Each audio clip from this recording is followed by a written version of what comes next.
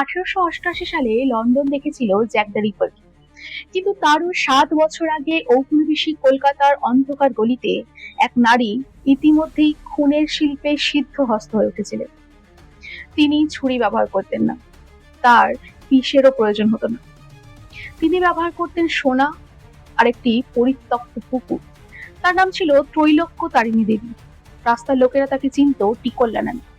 আর যখন ঔপনিবেশিক পুলিশের গোয়েন্দা প্রিয়নাথ মুখোপাধ্যায় তাকে অবশেষে ধরতে সক্ষম হন, ততক্ষণে অন্তত 5 জন নারীকে ডুবিয়ে হত্যা করা হয়েছে, তাদের সোনার গয়না লুট করা হয়েছে, আর তাদের নিথর দেহ ভেসে উঠেছে জলে। এটি কেবল একজন সিরিয়াল কিলারের গল্প নয়, এটি সেই গল্প যেখানে এক বিধবা, এক পতিতা এবং এক অসহায় মা পরিণত হয়েছিলেন ভারতীয় অপরাধ জগতের ইতিহাসের অন্যতম শীতল মস্তিষ্কে এবং হিংস্র খুনিতে। 1880-র দশক, ব্রিটিশ ভারতের রাজধানী। এ এক বৈপরীত্যের শহর। প্রাসাদের ঐশ্বর্য আর দারিদ্র্যের নির্মম বাস্তবতা পাশাপাশি সহাবস্থান করছে। একদিকে জমকালো অট্টালিকা, অন্যদিকে সোনাগাছির অন্ধকারতম গলির গভীর নরক। এই শহরেই বাস করত এমন এক নারী যার নাম শুনে তটস্থ হয়ে উঠত সবচেয়ে দুর্ধর্ষ অপরাধীরাও।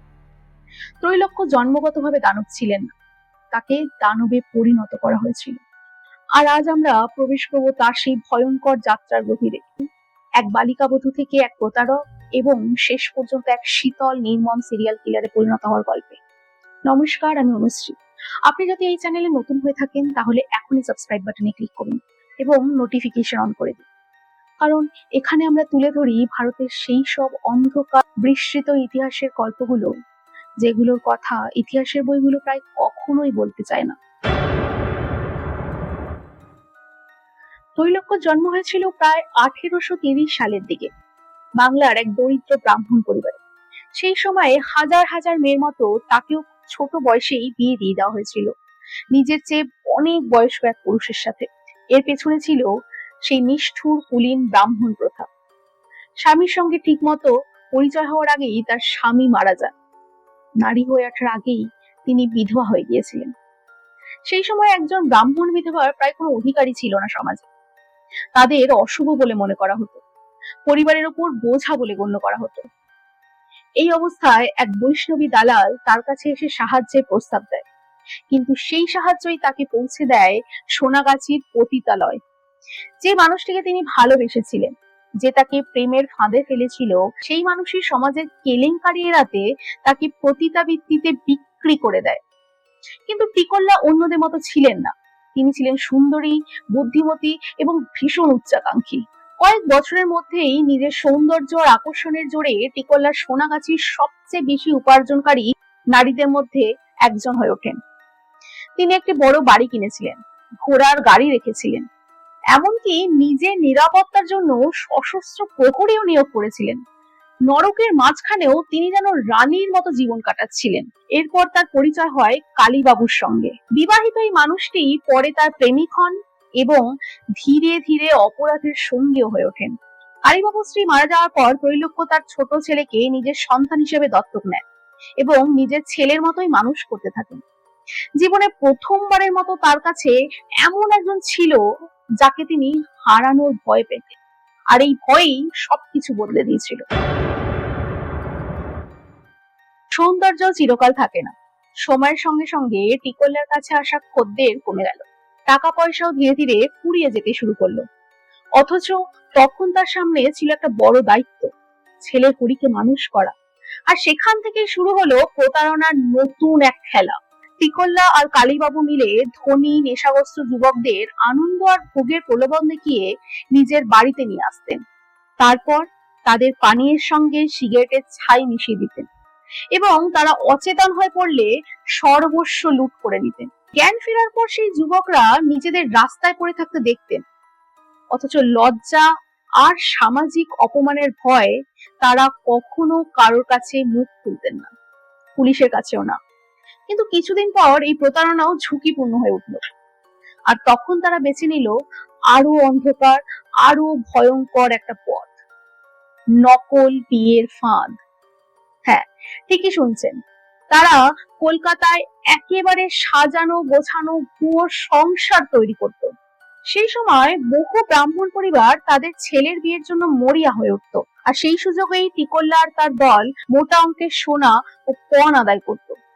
বিয়ের পর টিকল্লা নতুন বউ আর তার স্বামীকে বলতো, চলো মেয়েটার মা বাবার বাড়ি থেকে ঘুরে আসি। তারপর সে আর কখনোই ফিরে আসতো না। সোনা গয়না নিয়ে টিকল্লা ও তার দল উধাও হয়ে যেত। এতেও তাদের লোভ মেটেনি। তারা রাস্তাঘাট থেকে অল্প বয়সী মেয়েদের অপহরণ করতে শুরু করলো এবং জোর করে বিয়ের ফাঁদে ফেলে তাদের বিক্রি করতে লাগলো। কিন্তু এত কিছু যেন তাদের জন্য যথেষ্ট ছিল না। তারপর ঘটলো সত্যিকারের খুন। কালীবাবু দালাল সেজে বড়বাজারের গয়নার দোকানের কর্মচারীকে খুনের ফাঁদে ফেলে। এক মূল্যবান গয়নার চালান লুট করার উদ্দেশ্যে যুবককে হত্যা করা হয়। অপরাধের সব চিহ্ন মুছে ফেলতে তারা মৃতদেহটি একটি ভাড়া বাড়ির মেঝের নিচে পুঁতে রাখে। কিন্তু এটা ছিল তাদের মারাত্মক ভুল। গয়নার দোকানের কর্মচারী নিখোঁজ হওয়ার পর দোকান কর্তৃপক্ষ পুলিশের কাছে অভিযোগ জানায়। তখন তীক্ষ্ণ বুদ্ধি গোয়েন্দা প্রিয়নাথ মুখোপাধ্যায় তদন্তের দায়িত্ব নেন। তিনি বড়বাজারের ব্যস্ত অলিতে গলিতে ঘুরে দোকানদার, পুলিশ, স্থানীয় মানুষ সবাইকে জিজ্ঞাসাবাদ করতে শুরু করেন। ধীরে ধীরে তার তদন্তে বারবার উঠে আসতে থাকে একটাই নাম, কালীবাবু। প্রিয়নাথ আরো গভীরে অনুসন্ধান করে জানতে পারেন কালীবাবু সম্প্রতি ওই এলাকায় একটি বাড়ি ভাড়া নিয়েছে। পুলিশ যখন সেই বাড়িতে তল্লাশি চালায় এবং মেঝে খুঁড়তে শুরু করে, তখন তাদের সামনে উঠে আসে এক ভয়ঙ্কর সত্য। মেঝের নিচে অগভীর একটি গর্তে পুঁতে রাখা ছিল গয়নার দোকানের সেই কর্মীর পচা গলা মৃতদেহ। এই একটি মাত্র প্রমাণই যথেষ্ট ছিল কালীবাবুকে গ্রেপ্তার করার জন্য। কালীবাবু গ্রেপ্তার হয়, বিচার চলে এবং শেষ পর্যন্ত তাকে ফাঁসির সাজা দেওয়া হয়। কিন্তু এই খুনে টিকল্লার সরাসরি জড়িত থাকার কথা আদালতে প্রমাণ করা যায় না। তার বিরুদ্ধে কোনো প্রত্যক্ষদর্শীও ছিল না, কোনো স্বীকারোক্তি ছিল না, আর এমন কোনো শক্ত প্রমাণও ছিল না যা তাকে এই অপরাধের সঙ্গে সরাসরি যুক্ত করতে পারে। তবুও সেই ঘটনার পর তৈলক্যর ভিতরে যেন কিছু একটা চিরতরে বদলে গেল। কালীবাবু আর নেই, সে এখন সম্পূর্ণ একা। একদিকে ছোট ছেলে হরিকে মানুষ করার দায়িত্ব, অন্যদিকে ক্রমশ বেড়ে চলা অর্থ কষ্ট, আর ছিল সোনার প্রতি এক বিপজ্জনক আসক্তি। এমন এক লোভ যা খুব শিগগিরই তাকে পরিণত করে আরো অনেক বেশি ভয়ঙ্কর, আরো অনেক বেশি নির্মম এক মানুষে। কিন্তু কালীবাবু গ্রেপ্তারের পর টিকল্লার ভেতরে কিছু যেন একটা ভেঙে গিয়েছিল। প্রতারণা আর ছোটখাটো জালিয়াতি দিয়ে তার আর চলছিল না। তার চাই আরো টাকা। আর তখনই সে খুঁজে পেল তার জীবনে সেই সবচেয়ে ভয়ঙ্কর হত্যার কৌশল। সে টার্গেট করতে শুরু করলো সোনাগাছির বয়স্ক পতিতাদের, সেই সব নারীদের যাদের কাছে সোনার গয়না তো ছিল, কিন্তু বিপদের সময় পাশে দাঁড়ানোর মতো কেউ ছিল না। আর তার ফাঁদটা ছিল ভয়ঙ্কর রকমের সহজ, প্রায় নিখুঁত।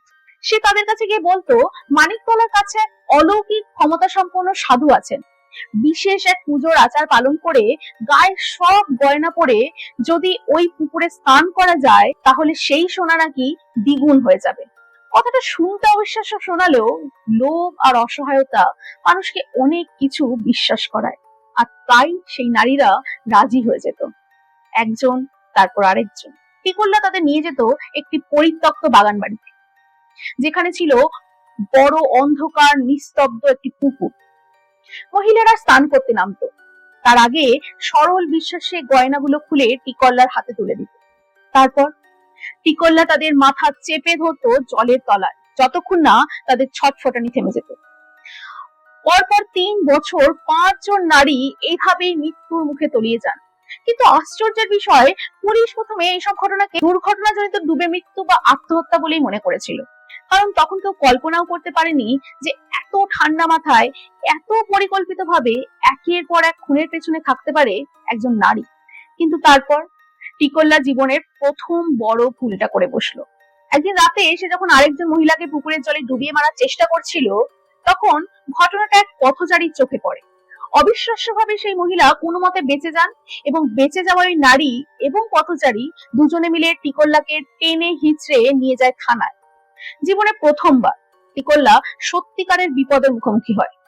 কিন্তু টিকল্লা ছিল ভয়ঙ্কর রকমের ধূর্ত এবং কথার জাদুতে মানুষকে নিজের দিকে টেনে নেওয়ার এক অসাধারণ ক্ষমতা ছিল তার মধ্যে। সে থানার এক বয়স্ক ক্লান্ত পুলিশ কর্মকর্তাকে বোঝাতে সক্ষম হয় যে পুরো ঘটনাটাই একটা ভুল বোঝাবুঝি। পুলিশ তাকে ছেড়ে দেয়, আর সেই ভুলের মাসুল দিতে হয়েছিল শহরকে। টিকল্লা থানার দরজা দিয়ে বেরিয়ে এলো আর সোজা ফিরে গেল তার পুরনো কাজে, নতুন শিকারের খোঁজে।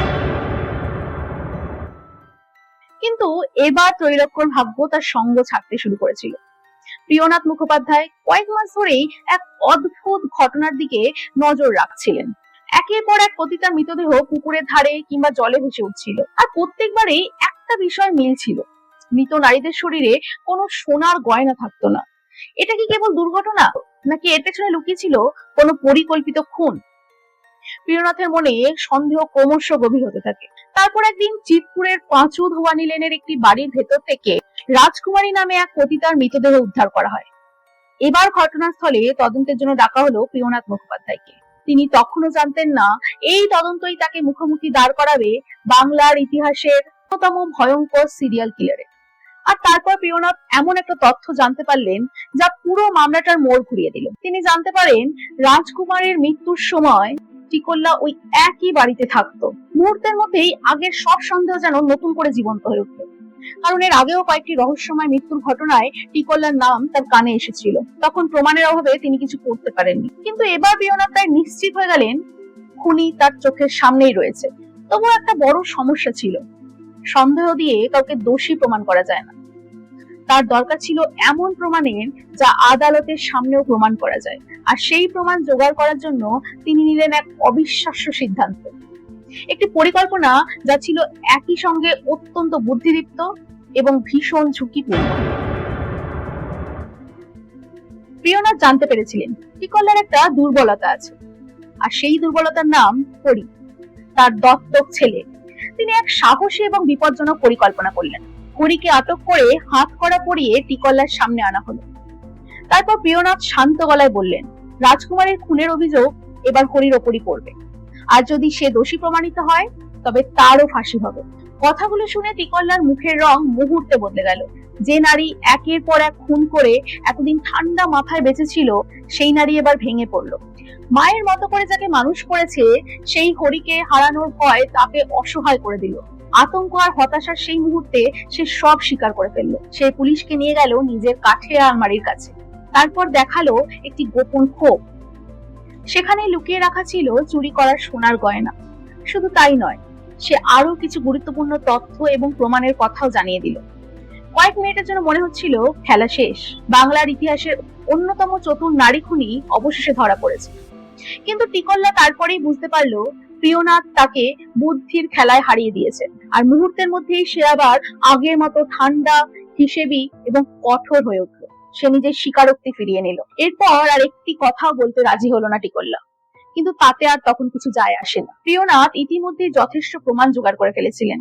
উদ্ধার হওয়া সোনার গয়না, একের পর এক খুনের মধ্যে থাকা একই ধাঁচ, প্রত্যক্ষদর্শীদের বয়ান, আর শেষ শিকার রাজকুমারীর সঙ্গে টিকল্লার সরাসরি যোগসূত্র, সব মিলিয়ে প্রমাণের জাল এতটাই শক্ত হয়ে গিয়েছিল যে সেখান থেকে বেরিয়ে আসার আর কোনো পথ ছিল না। মামলাটি গড়ালো কলকাতা হাইকোর্টে। দীর্ঘ শুনানির পর আদালত রায় দিল ত্রৈলোক্য তারিণী দেবী ওরফে টিকল্লা খুনের অপরাধে দোষী। অবশেষে যে নারী এতদিন অন্যদের জন্য মৃত্যুর ফাঁদ পেতেছিল, এবার সেই মৃত্যুর ছায়া এসে দাঁড়ালো তার নিজের দরজায়। 1984 সাল, ফাঁসির আগের রাত, কারাগারের একটি অন্ধকার নিঃশব্দ কক্ষে বসেছিল টিকল্লা। যে নারী একসময় পুরো কলকাতাকে আতঙ্কিত করে তুলেছিল, সেই রাতে তাকে শেষবারের মতো দেখতে এসেছিলেন প্রিয়নাথ। দুজনের মধ্যে দীর্ঘক্ষণ কথা হয়। সেদিন প্রথমবারের মতো টিকল্লা যেন নিজের সমস্ত মুখোশ খুলে রেখেছিল। সে বলতে শুরু করলো তার জীবনের গল্প, শৈশবে বিয়ে, অল্প বয়সে বিধবা হয়ে যাওয়া, প্রেমে প্রতারিত হওয়া, সোনাগাছিতে বিক্রি হয়ে যাওয়া, আর তারপর ধীরে ধীরে এক খুনিতে পরিণত হওয়ার সেই দীর্ঘ অন্ধকার পথের কথা। পরদিন যখন তাকে ফাঁসির মঞ্চের দিকে নিয়ে যাওয়া হচ্ছিল, সে একবার ফিরে তাকালো। তার চোখ গিয়ে থামলো প্রিয়নাথ মুখোপাধ্যায়ের উপর, আর তারপর সে বলল, আমি হরিকে রেখে যাচ্ছি, দয়া করে দেখবেন সে যেন কোনো বিপদে না পড়ে। এটাই ছিল টিকল্লা অর্থাৎ ত্রৈলোক্য তারিণী দেবীর শেষ নথিভুক্ত কথা। 1884 সালে টিকল্লার ফাঁসি হয়। এক নারী যে জীবনের ছুড়ে দেওয়া প্রায় সব নির্মম আঘাত সহ্য করেছিল, শেষ পর্যন্ত তার পরিণতি নির্ধারণ করলো সেই আইন, যাকে সে বছরের পর বছর ফাঁকি দিয়ে এসেছে।